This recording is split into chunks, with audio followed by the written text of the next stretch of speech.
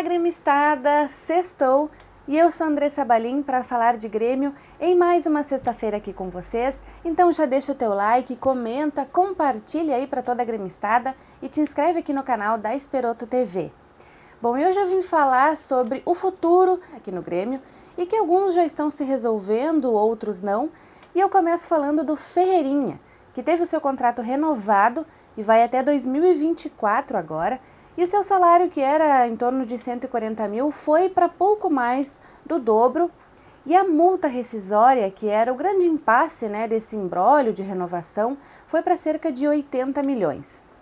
Eu fiquei muito feliz com o desfecho positivo que teve essa situação do Ferreirinha, tanto para o clube quanto para o atleta, que teve a sua valorização. E eu acho que isso se deve muito por conta da última temporada, onde ele jogou bem, ele se esforçou, mostrou vontade, diferente de outros jogos, onde ele foi muito criticado, que já estava querendo sair, toda aquela situação. E agora é um jogador que vai ser um ótimo reforço, principalmente nessa Série B, para ajudar o Grêmio. E um segundo jogador que segue com o futuro indefinido no Grêmio é o meia Jean-Pierre, que após ali um quase acerto com o Atlético Paranaense, surgiram os turcos no meio do caminho.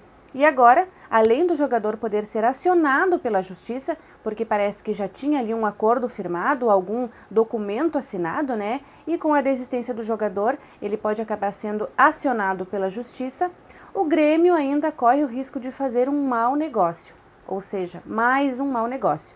E trata-se de uma renovação com o jogador, que seria até 2024. Então, em 2022 ele ficaria emprestado para o time da Turquia e ficaria sob total responsabilidade do time turco, e em 2023 voltaria para o Grêmio. E aí nós temos duas opções: ele finalmente vingar e o time da Turquia querer comprar o jogador, ou ele estar mesmo numa vitrine e outro clube ficar interessado por ele, ou ele retornar para o Grêmio e o Grêmio ter que arcar com mais um salário por um ano de um jogador que não vai estar contribuindo, porque talvez esteja sem espaço.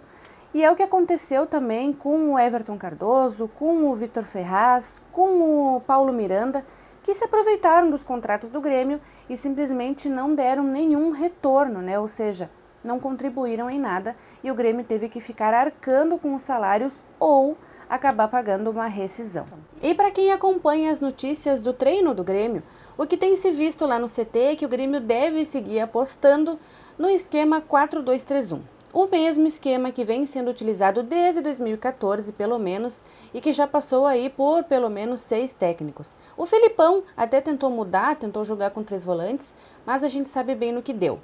Só que é de se pensar em mudar sim. Por quê?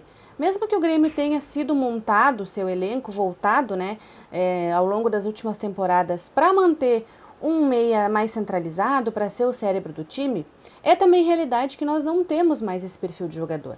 Os últimos que atuaram nessa posição foi o Douglas, o nosso último camisa 10, que atuou inclusive com maestria, o nosso maestro pifador, e o Maicon, que mesmo sendo volante, atuou como meio armador e desempenhou essa função como ninguém.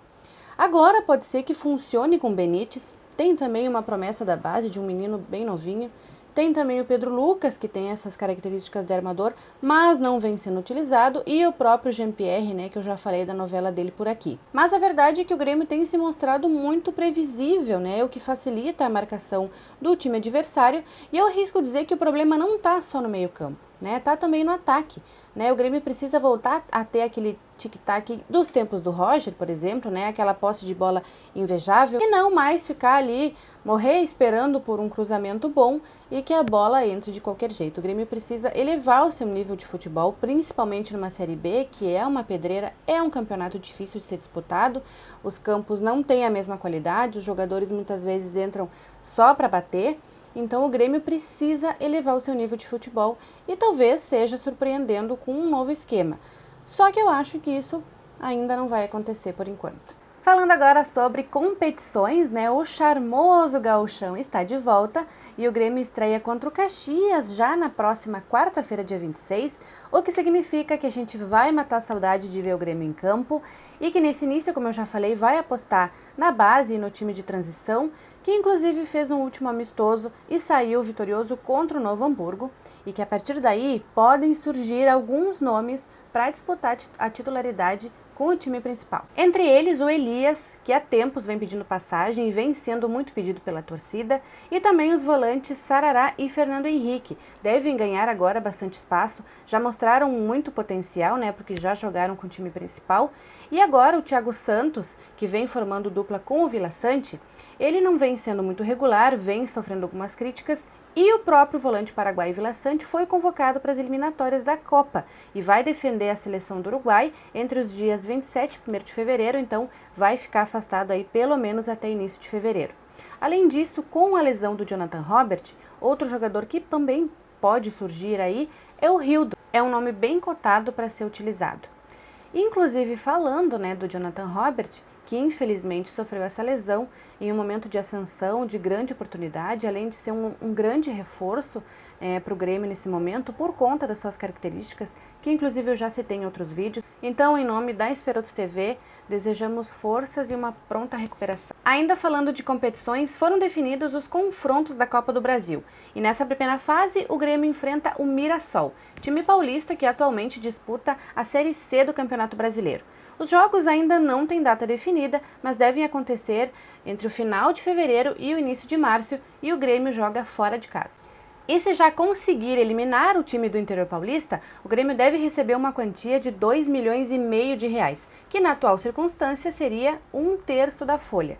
E a expectativa é de uma vitória, mas com muita humildade, sempre com muito pezinho no chão, Isso é uma coisa que eu vou falar durante todo o ano. O Grêmio é gigante, teoricamente muito melhor do que o time do Mirassol, mas não dá para esquecer das partidas pífias que fez essa última temporada e que culminou num rebaixamento, então todo jogo é jogo e qualquer adversário preocupa. E esse foi o nosso papo de hoje. Aproveita aí e compartilha para toda a gremistada. Sexta-feira que vem eu tô de volta para falar mais de Grêmio e para trazer mais notícias para vocês. Tchau, tchau!